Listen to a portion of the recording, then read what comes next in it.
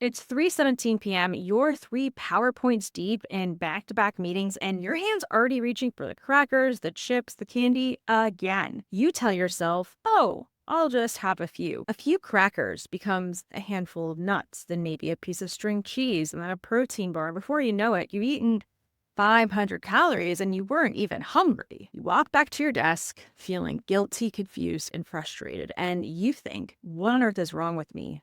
I just had bariatric surgery. I'm supposed to have control over food. Why can't I stop doing this? Why can't I stop snacking? Why can't I stop thinking about food? You start questioning everything. And maybe your surgery stopped working. Maybe you stressed your stomach. Maybe you're just one of those people who can't succeed long term. But here's what I want you to know. If any of that resonates with you, you probably think that your surgery stopped working, but your surgery is actually working perfectly. The problem isn't happening in your stomach. The problem is happening in a completely different part of your body, your brain up here, and a part that surgery could never touch and was never supposed to touch. And in this video, I'm going to show you exactly why this happened, why it's not your fault, and how to actually stop it.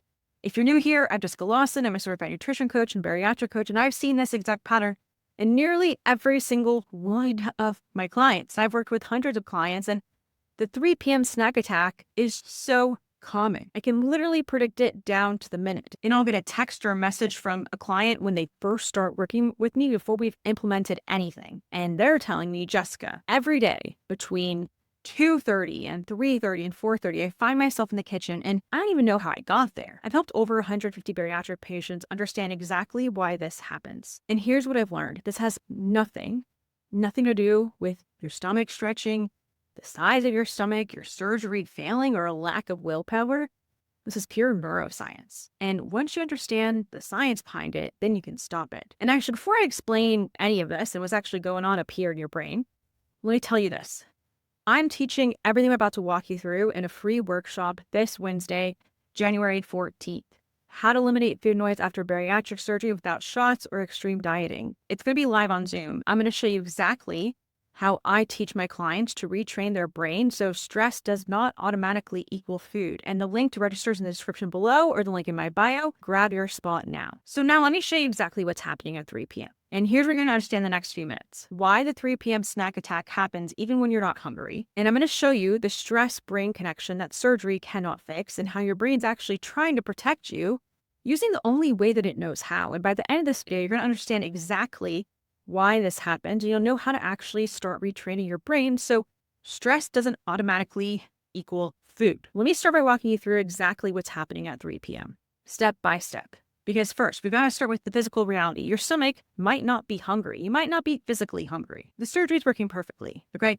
You physically cannot eat the volume of food that you used to eat. The restriction's intact. Your hunger hormones are still altered from surgery, but from a purely physical standpoint, your body doesn't need food necessarily if you're not feeling physically hungry. Now, if you are, it's a whole different topic, but I'm talking about the people that feel head hunger, emotional hunger, cravings, all of that at this time of day. Because here's the reality. What I see over and over is that your stress response system is actually screaming for relief.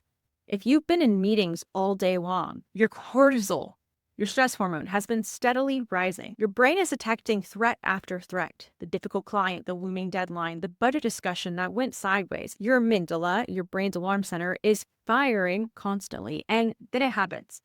Your feet take you to the kitchen without any conscious decision. You don't think, I'm going to go eat now. Your body just moves. You find yourself standing in front of the pantry, hand reaching for something, anything, and you eat quickly, almost unconsciously, a few crackers, some nuts, maybe a piece of cheese. It's not about taste or enjoyment. It's about getting relief from the internal alarm that's been going off for hours, maybe. And then comes the aftermath. Guilt, shame, confusion. Why did I just do that? I wasn't even hungry. My surgery was supposed to fix this. What on earth is wrong with me? Then you start believing that your surgery fails you and that you're broken. None of that is true. You might think it is, but it's not. Because here's what's actually happening. Your surgery was a complete success, like I've said a number of times just in this video. Your restriction is working exactly as intended, but you just can't eat like you used to, and your physical hunger signals are still altered. This is not about hunger. It's about cortisol, not calories. Your amygdala, once again, your brain's alarm system, does not care that you had bariatric surgery. Doesn't know about your smaller stomach or your altered hormones. So when stress hits, it has one job and one job only: to get you the resources that you need to survive that threat. Because you see, for thousands of years, stress meant physical danger or food scarcity. When your ancestors faced a threat, and when I say ancestors, I mean like the cavemen, their brains would drive them to seek food immediately because they might not get another chance to eat for days. This stress eating response literally kept humans alive. Your brain still carries this ancient wiring. It's natural evolution. And when your stress levels spike during a difficult meeting, your amygdala activates the exact same survival response that helped your ancestors survive famines and predators like dinosaurs. Here's the problem. Your brain can't tell the difference between a saber-toothed tiger and a stressful Zoom meeting. The stress response is nearly identical. So when your boss criticizes your presentation, your amygdala responds as if your life is in danger. It floods your system with cortisol and drives you to seek quick energy, which is food. Usually high carb, high fat foods, because those give you the fastest sources of nutrients in order to survive the threat. This is why you find yourself in the kitchen, even when your stomach is saying, I'm not even hungry, because your hypothalamus is sending clear fullness signals. But your amygdala, the panic center of your brain, is overriding them with get food now for survival. I had a client, Jennifer, who was a marketing director at a tech company. She came to me about 8 months after her gastric sleeve surgery, and she was frustrated and confused. And she said, Jessica, I could set my watch to it. Every single day at 3 p.m., I have the same team status meeting, and I find myself in the kitchen right after. I'm not hungry. I know I'm not physically hungry. I'll eat a handful of almonds, then some crackers, then maybe a string of cheese. By the time I'm back at my desk, I've eaten 500, 600 calories, and I feel terrible about myself. You see, Jennifer thought she was broken. She thought her surgery had failed. She was convinced that she lacked willpower. But when I explained to her that this was her brain, specifically her amygdala, responding to meeting stress with an ancient survival mechanism, everything clicked for her. She said to me, you mean this isn't about discipline? This isn't about my brain trying to keep me alive? Exactly, Jennifer. Exactly. And then once she understood that her 3 p.m. kitchen visits were driven by cortisol, not hunger driven, and that it was literally her body being used to being chased by a saber-toothed lion, we could then work with her brain instead of against it. So then I taught her brain new ways to handle meeting stress. Then 6 months later, Jennifer told me that she went through the most stressful quarter that her company ever had. And it never once occurred to her to go to the kitchen during or after any meeting. She told me my brain just doesn't even go there anymore. And that's what's possible when you understand what's really happening and you retrain your stress response system. Now, let me show you when this pattern gets stronger over time, not weaker. Your brain creates what neuroscientists call habit loops. The pattern's really simple in this case. The stress, the kitchen, the relief, the repeat cycle. It just goes over and over and over. And every time you experience this cycle, you're creating and strengthening a neural pathway. So think of neural pathways like hiking trails in your brain. The first time you walk a trail, you have to push through brush and branches. But the more you use that trail, the clearer and easier it becomes to walk. Every time you go from meeting stress to kitchen relief, you're walking that neural trail again, and you're making it wider, clearer, and more automatic. But here's what surgery can't do. Surgery just changed your stomach. It was an amputation of your stomach. It cannot change your neural highways. The pathway from stress to kitchen is just as clear after surgery as it was before surgery. And here's the tricky part.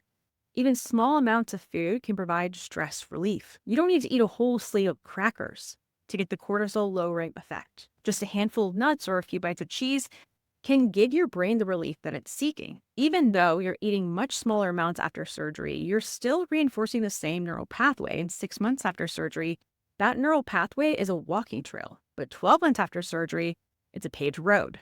18 months after surgery, it's a super highway. Your feet don't just take you to the kitchen anymore. They practically sprint there. So why can't you just decide to one day stop doing this, use self-control, use willpower? Well, because you're trying to use conscious willpower against unconscious biology. That's like trying to stop a freight train with your bare hands. When cortisol floods your system during stress, it literally overrides your rational thinking. Your prefrontal cortex, the part of your brain that's responsible for the decision-making and willpower, goes offline. Your amygdala, the alarm system, takes over completely. You can't outthink your way out of a stress response. You can't logic your way past cortisol. You can't willpower your way through an ancient survival mechanism. And here's what makes it worse. When willpower inevitably fails, shame makes the stress worse because you eat the crackers. Then you feel guilty about eating the crackers, which creates more stress, which triggers more cortisol, which drives you back to food for relief. It's a vicious cycle that has nothing to do with your character and everything to do with your brain chemistry. Because the truth is, this is not a character problem. It really is not. It's a systems problem. You don't need more discipline. You need different tools, knowledge, and systems. Willpower doesn't work. What does? You need to interrupt the stress response before it reaches the kitchen. This means giving your amygdala, your brain's alarm center, a different option when cortisol starts rising. So instead of trying to stop yourself once you're already standing in the kitchen, you intercept the pattern earlier in the cycle. You teach your brain a new pathway. Stress, relief tool, calm, without food ever entering the equation. But this requires pattern replacement, not pattern elimination. And your brain needs something to do with that stress energy. You can't just tell it to ignore the cortisol. You have to give it a better option, but an option that actually fills the need. You also need an identity shift. You got to stop seeing yourself as someone who lacks control around food and can't be trusted around food. And you got to start seeing yourself as someone who is learning to work with their brain instead of against it. This is not about more discipline or stronger willpower. This requires specific techniques that address the neuroscience of stress eating. Let me tell you about my client, Michelle. Before we worked together, her afternoon routine was very predictable. She would have a stressful meeting. She'd go to the kitchen in her workplace. She would then get a handful of nuts. All my clients love nuts. I don't know what it is, but they love nuts. Then she'd have guilt, immense guilt, and then it would repeat every single day. And after learning the stress interruption techniques that I teach, my pattern interruption techniques, Michelle's 3 p.m. routine looked completely different.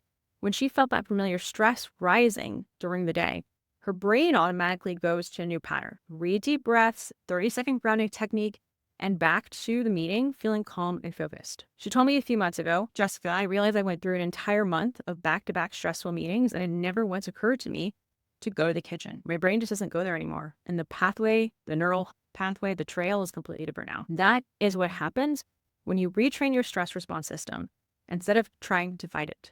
This is exactly what I teach in my workshop, how to retrain your stress response system so that your brain stops using food as relief. I'm going to show you specific techniques that my clients have learned, plus my approach for eliminating food noise after bariatric surgery without relying on shots or extreme dieting. You're going to learn how to work with your brain's natural wiring instead of against it. If you're still watching this video, here's what I need you to understand. Because I've been in your shoes, I've been there, I get it. This sucks. And you are not broken. Your surgery didn't fail. You don't lack willpower. You are a high-achieving woman who's been trying to solve a neuroscience problem with discipline. It's like putting a square peg into a circle. It's never going to work. You could become someone who feels stress and thinks, I know exactly how to handle this, instead of being someone that asks themselves, where's the kitchen? And you could become someone whose brain automatically reaches for the right tool, not the crackers. This is not about fighting your brain anymore. This is about becoming someone who works with it, not against it. And when you do that, everything changes. So look, I'm teaching all of this in my free workshop, How to Eliminate Food Noise After Bariatric Surgery without shots or extreme dieting, on Wednesday, January 14th. I don't know if I'm going to do this workshop again. If I don't, sign up for my other workshop that's on demand. It's a free workshop too, about how to stop reeating. And I walk through very similar principles. And you're going to learn exactly in this workshop I'm doing on Wednesday, how to retrain your stress response system so that 3 p.m. doesn't automatically trigger food anymore. I'll walk you through specific techniques that my clients use to interrupt the stress to kitchen pathway and create new neural highways that actually support your success. And this is not theory. This is the exact system that has helped Michelle and Jennifer and over 150 other women stop this for good. It's on Zoom, links in the description below and like my bio or comment workshop. Look, if you've been dealing with this for more than a year, in fact, most of my clients have been dealing with this for 5, 10, 15, 20, 25, 30, 35, 40, 50 years sometimes. You can be changed. I know that you think that you might not be able to, but I just want you to know, stress does not have to equal food. Your brain can learn a completely different pattern. You just got to let someone like me show you how.